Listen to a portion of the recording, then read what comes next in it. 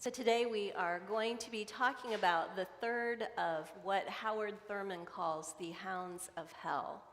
We're going to consider the power and infectious nature of hatred. So as we begin on that, I just want to state something really obvious that you have known your whole life. If you're on a highway and it's a northbound highway, what's the only alternative direction you can go? If you're going north, south. And if you're on an eastbound highway and you're going east, what's the only other direction you can go? West. Okay, so it's kind of in the nature of roads that you can only go in two directions. I mean, you can get off and go on a different road. But if you're on a road, you're going one way or you're going the opposite way, right? There's this sort of boundary around the word road. And there's the same boundary around the word highway. I was thinking about this highway because Isaiah 35 talks about the highway of the Lord, right? The way of God and the holy way. So if there's a direction of the holy way, Isaiah is telling us what the topography looks like. It's good. It's like you're moving out of the desert into blooming crocuses. You're moving out of blindness into sight. You're moving out of having no voice into having a voice, into breaking out in song. That's the highway of God. Well, if that's the highway of God, what's back there? What's going that way? What do we call that? And Howard Thurman would argue, and I think Scripture is abundantly clear, that the other way is the way of hate. That hate has a power to drive us in the opposite direction of where we want to go. And we use this term pretty flippantly, like, do you hate hot dogs? I hate hot dogs, right? We use this word hate as if it's just this coin that we can throw out there. But the very nature of hate is a journey. It's a journey that if we are not watchful of, we will go on it, or we will send someone else along that road. So Howard Thurman argues that there's a beginning, and the beginning is really benign. The beginning is an interaction with someone else where there is no mutual recognition of fellow feeling. Could be anything, right? Done it a million times. Walked by somebody I didn't want to acknowledge, no recognition of fellow feeling. No, you're invisible to me, I don't know you. So this happened to me this week, and there was no mutual recognition of fellow feeling. And I thought, oh Lord, you have given me the perfect antidote for this sermon. I was at the credit union, I was in the line to go into the drive-thru, and there were two cars in the ports. So I drive up and I think, well, I don't know which one's going to leave next, so I'm just going to kind of get the middle of the two lanes and sit there and wait, right? Have you done this? Yeah, okay. So the guy pulls up behind me. He gets it. He just sits there, two of us, behaving, good citizens. Well, we wait and we wait. And I see that one of those cars looks like it might be fixing to pull out. And just as I'm getting my hopes up, me and my little white Prius getting ready to get in that port, this white Porsche comes whipping around the two cars and boom, right up, bumper to bumper, right? Ooh, your priest lost her ordination right that minute. I was like, what? Well, they had completely tinted glass, so I could not see inside that car. Ooh, that didn't help at all. There was no recognition of mutual relationship. There was no fellow feeling or warmth. I was righteously indignant, and I started yelling at the tinted window.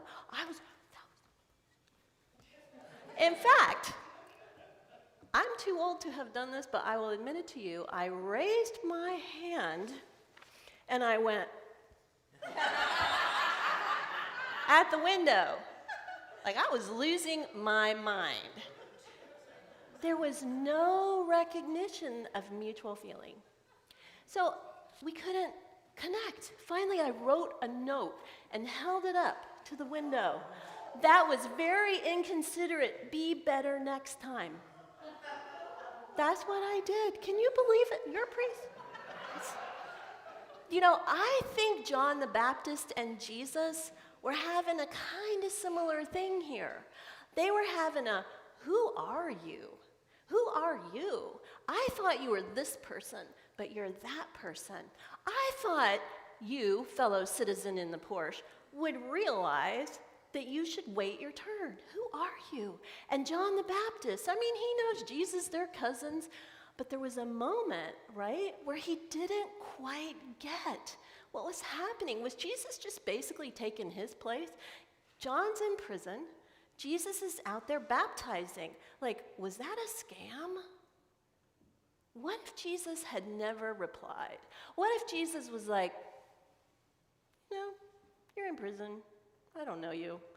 Can you imagine the seed that would happen in John's heart? I did so much, John would say. I did so much. I did my part. How dare you not do your part? And when Jesus replies, what does he tell him?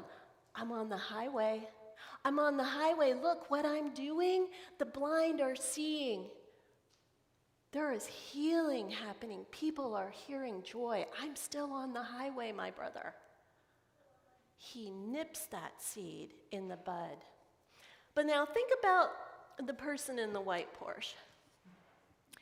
I don't know this person, so I'm going to tell you a few projections because I am wondering if this person went down the highway further than me, had already been going down this highway because that's the insidious nature of hate. Too many interactions where we are othered. Too many times where our dignity, our sense of identity and worth is stomped down, ignored, denied. And that hatred is like an ember in the thoroughfare. It just glows. And it's just ready for the next thing to come and affirm our hatred, grow our hatred. And after a while, we become full of a wrath and an energy that's very motivating. Just like me, when I got mad at that other car, boy, howdy, you could have plugged me in and I would have lit up a whole city, right? Because hatred has power just like anger. It can give us strength. So imagine if this woman, which I eventually she got ahead of me and she rolled her window down, and I saw it was a woman of color. And I thought, how many times might she have had that kind of loss of identity, lack of fellow feeling, judgment, and that ember just burned and burned. And you know what happens after you've had it a while? You hate back. And when you hate back, your moral integrity, your sense of who you are, and what is right and what is civilly the best way to affirm other people, it changes. It's a darkness. It's a way of saying, I have a right to do what I want to do because look at what the world has done to me, right? So this is why Howard Thurman really wanted to name that for all of us, hatred is the opposite direction to go. It kills. It kills. He tells this story about being in a house, and they sold it, and they're moving out, and he was in the basement sweeping it out, and he found a little mouse nest in a corner. Well, he knew he had to kill the mice. So he took a broom, and he was going at it, killing these mice. And the last little mouse stood up against that broom and just cheeped. You can do everything to me, but I will still be ash. I am still a mouse. And he said, that is how it can feel when you are the poor, when you are the marginalized, when nobody recognizes who you are. You can use your rage as power, as identity, as character. When we live in trauma, this can be what we do. When we live with abandonment, this is what we can do. But it is not the holy way. It is not the holy way.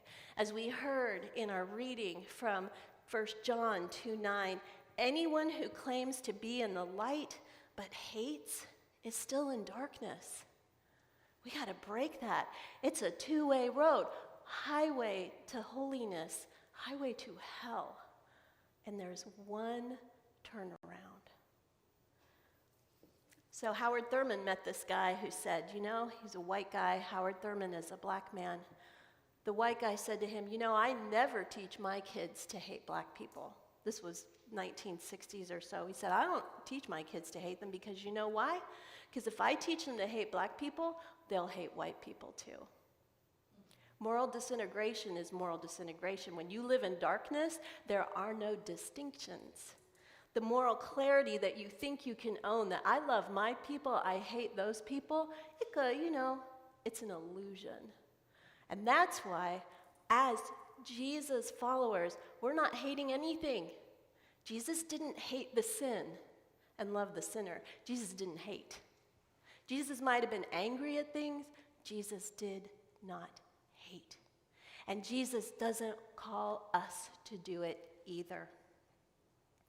So there's one solution, my siblings, one solution to turn around on that highway. It's love. It is love embodied in Jesus Christ, shown to us in his virtues, particularly on the cross. When I think about that little mouse with the broom coming down, I think about Jesus on the cross.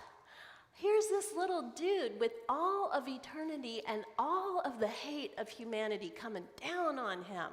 The hatred of the political system that did not want competition from any kind of Messiah. The hate of the religious who said, no, we don't want your style. We want to keep our style. The hate of the poor who were like, hey man, you're a bread ATM. Why are you behaving like this where you're going to die? We want you to keep giving to us because we need it.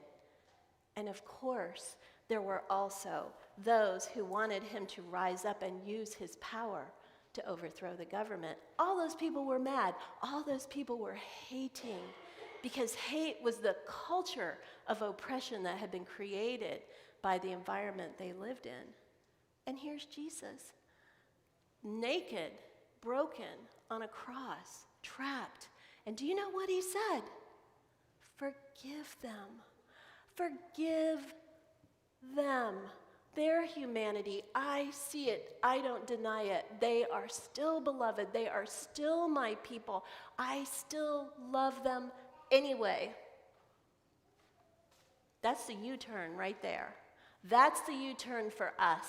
I love you anyway. I love you when you pull in front of me at the bank. I don't feel like it at the moment, but I am going to choose an ethic, choose a way of being in this world where love comes first.